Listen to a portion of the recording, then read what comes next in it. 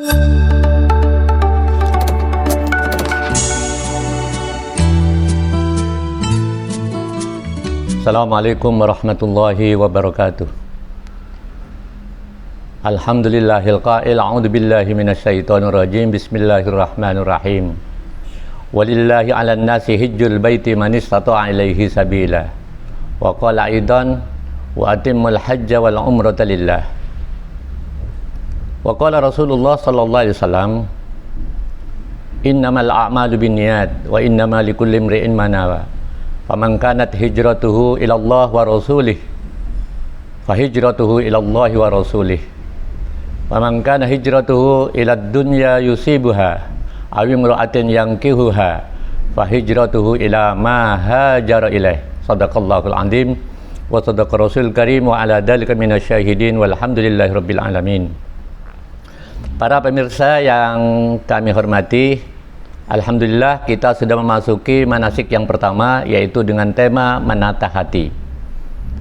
Tema ini amat penting buat para jamaah, sebab segala sesuatu ibadah itu sentralnya ada pada hati.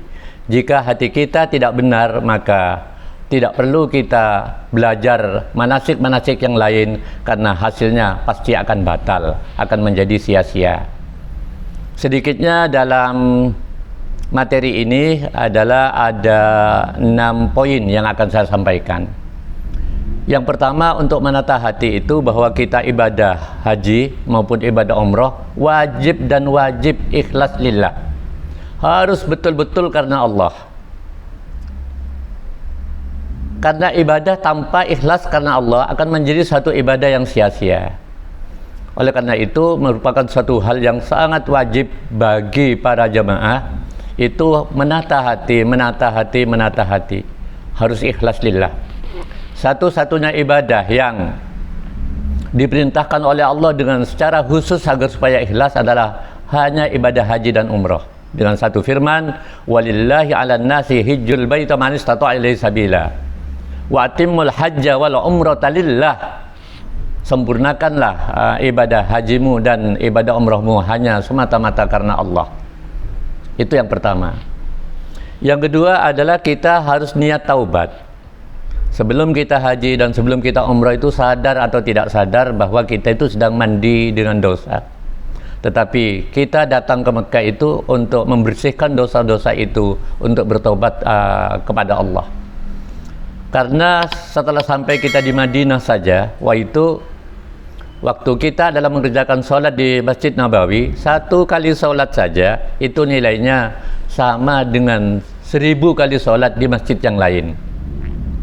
Sehingga selama 7 hari kita ada di Madinah, kita gunakan dengan sebaik-baiknya. Jangan sampai bermalas ria, kita tidak datang ke masjid dan seenaknya tidak melaksanakan ibadah salat fardu yang 5 waktu ini. Karena 1 kali kita salat fardu sama dengan salat 1000 kali di masjid yang lain. Belum lagi kalau kita sampai di Mekah, 1 kali salat di Masjidil Haram itu sama dengan pahalanya ibadah 100.000 kali di masjid yang lain. Sehingga kita gunakan untuk bertobat dengan sebaik-baiknya, dengan tobat nasuha, sehingga begitu pulang dari Mekah kita menjadi orang yang jauh lebih baik dibandingkan sebelum kita pergi ke tanah haram. Yang ketiga, kita datang ke Mekah itu niat ziarah kepada Rasulullah Muhammad sallallahu alaihi wasallam. Karena ada pesan dari Rasulullah sallallahu alaihi wasallam, barang siapa yang ziarah kepada saya di saat saya sudah wafat, maka itu sama halnya ziarah kepada saya ketika saya masih hidup. Bahkan ketika kita ada di Madinah mengucapkan salawat kepada Rasulullah, man shalla alayya, barang siapa yang membaca salawat kepada saya 1 kali saja, salatan wahidatan, salat 1 kali saja, itu akan dibalas oleh Allah dengan 10 kali salawat.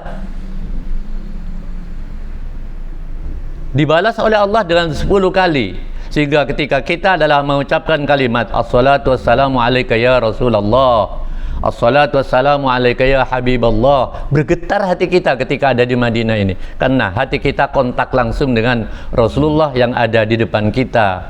Ma'asyiral muslimin rahimakumullah. Yang keempat, dalam rangka menata hati ini adalah kita membekali ilmu.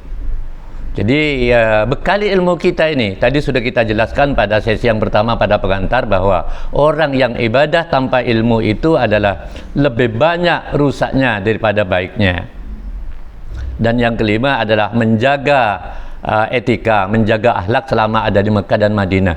Banyak orang yang umrah dan haji memilih hotel yang harganya adalah puluhan juta, tetapi mereka kurang ajar kepada Rasulullah, di mana dia ada di tengah hotel, di atas hotel yang sangat tinggi, terbahak-bahak, tertawa terbahak-bahak, padahal di bawah ada Rasulullah Muhammad sallallahu alaihi wasallam.